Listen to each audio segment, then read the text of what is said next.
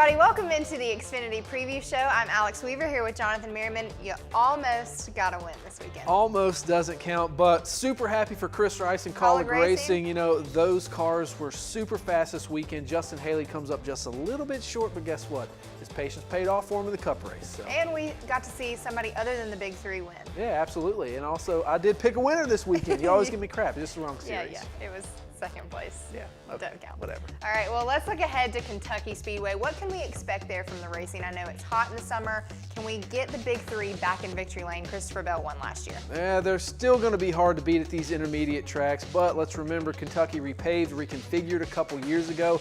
How has it aged since we've been there the last time? So a lot up in the air this weekend, but I still think you can count on Cole Custer, Christopher Bell, Tyler Reddick to be there at the end.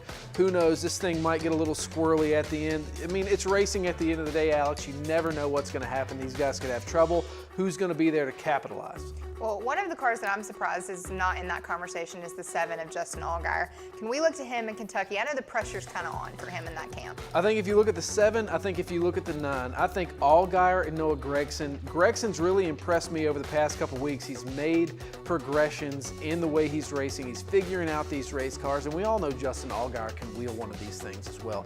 I just think junior motorsports as a whole, they're a little down right now. They're missing on a couple things that RCR has, that Joe Gibbs Racing has, that Stewart Haas Racing has. So I think that's really where the separation is. Once they fine-tune that equipment, and look, their window is closing, so they need to figure it out fast, but once they get things figured out, I think those two guys, the 7 car and the 9 car, they're going to end up in victory lane before the end of the year. Now, I know that you came pretty close last weekend, so I might as well give it to you, but who are you going with this weekend in Kentucky? All right, well, it's going to be hard to pick outside of the Big Three. It's really going to be hard to pick outside of the Toyota camp. If you look over the past couple of seasons, it just seems that, you know, Toyota Racing wins in Cup, they win in Truck, they win in the Xfinity Series. Christopher Bell won there last year, but I'm not going to go that route. I think Junior Motorsports turns it around. So do I go with the 7?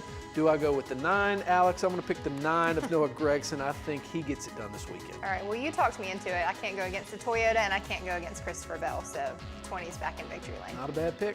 All right, you can catch all that action coming up from Kentucky Speedway. It's the Ausco 300 on NBCSN Friday night at 7:30. We'll see you guys right back here next week.